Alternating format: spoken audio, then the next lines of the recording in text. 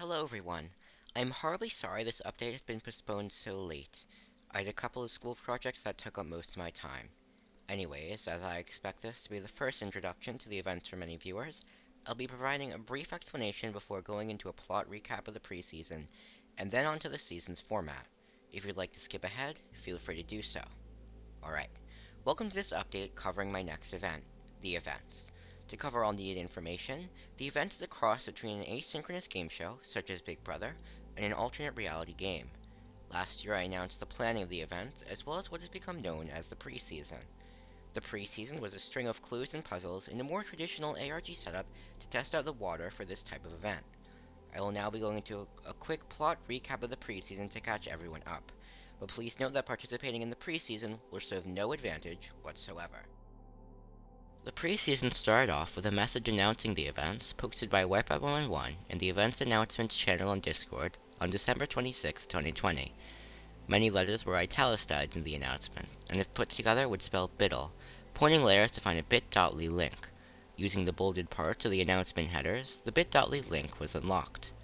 The bit.ly link and preceding webpage first revealed the IFFD to players, an acronym that would spell out the Institute of the Future Dimensions. The webpage featured little information other than a wall of numbers. This wall would be changed to include various encoded messages to guide players along the route. Next, players were led to a barrel near Christmas Island, labeled as belonging to a mysterious organization called the AUL, which even to today little is known about. Inside the barrel was a book from the mysterious leader of the AUL. It told players that there was a secret second page on the IFFD's website to crack. Through the use of the book in specific parts of the main webpage, the second webpage was unlocked, showcasing the IFFD's sponsors. All had to do with different towns and cities across the server. Only one town was needed, and that is the town of Elecna Crescent. Going to Elecna Crescent, the players found a small boat, completely unmarked other than a warp inside. Taking the warp would lead to a small island in the northwest section of Zeta. On the island, players would come across a large signal tower, a small storage building, a small office building, and a small sign of numbers. In the storage building, a secret codebook was found, which is used to spell out IFFD on the sign. Soon after, an image by the name of IFFD ad Secunda was uploaded to the wiki, in which the IFFD was allowed to place an ad on a specified building in the city of Secunda. It was signed by both Roland Locke, the CEO of the IFFD, and Archie Heath, a member of the Secundan Board of Development. Going to the correct location, players would find a now-removed ad asking for members of the public to become an employee of the IFFD, as well as coordinate points leading to a spot in the town of Gillmont. Once at the coordinates, players would be sent into a maze to start their IFFD recruitment.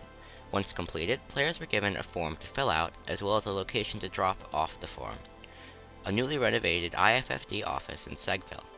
After their application was processed, players were accepted into the IFFD and given access to a Discord channel to serve as their desk. A message was soon sent out instructing players to move a shipment of goods from a spot in Central City to Sunshine Coast. Once arriving at Sunshine Coast and finding no drop-off location, players would instead find a book by another IFFD employee, telling them to stray away from the office. Going back to the office, players would encounter two armor-stand IFFD employees, alluding to the firing of both workers. Next to the workers was a button, and if pressed would open up a secret compartment in the floor. Using the light spread throughout the room, as well as the codebook from the island, players would find a code to be inserted into an item sorter, and if correct, a door would open up. After stepping through the door, players would find themselves in a strange, snaking hallway. At the end of the hallway, a crime scene could be found showing Archie Heath removing Roland Locke from existence. Warping out would lead players to the Bahia National Theater in Sunshine Coast, where they were met with a sign announcing the end of the preseason. Roland Locke was soon found missing, and Archie Heath was made the new CEO of the IFFD. After reflecting on the preseason, I've decided that for the events to be the most effective, it would be beneficial for the season to follow a general format. As such, the events will be split up into 1-week blocks of time known as sections, with plot points intertwined into every action to create an overarching story.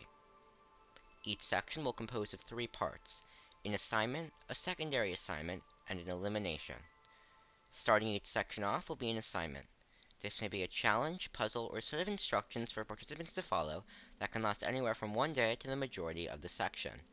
Each assignment will contain prizes and advantages for one or more participants outplaying their acquaintances.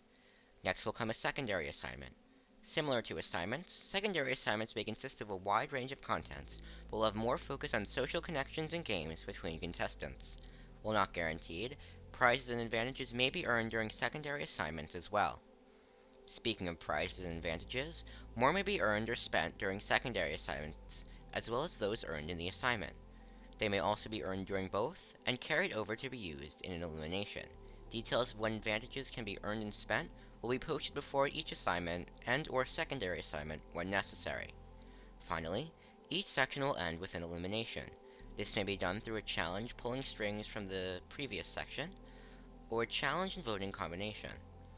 Every elimination will eliminate at least one contestant from the season, with the result being announced on the night of the last day of the section in Eastern Time. To end off the season, the remaining 2 or 3 contestants will partake in a live race consisting of puzzles and challenges to crown the winner of the events. Thank you so much for taking the time to watch this update. I really hope you'll consider joining the season, but if not, I hope you enjoy watching it. The event is currently set to occur after the Great MRT Bake Off hosted by Dalt Disneyland. The Great MRT Bake Off is currently set to start the week of February 7th, with signups still open. If you would like to participate, instructions can be found in its Discord server. Also, watch out for large announcements regarding the events sometime over the next 2 weeks. It'll make the season more smooth and manageable for the participant. And make sure to join the event's Discord server to be the first to hear about announcements and updates. To join the Discord, a link should be posted in the Auxiliary Discord's Discord channel. Thank you so much for watching. This has been Wipeout 111.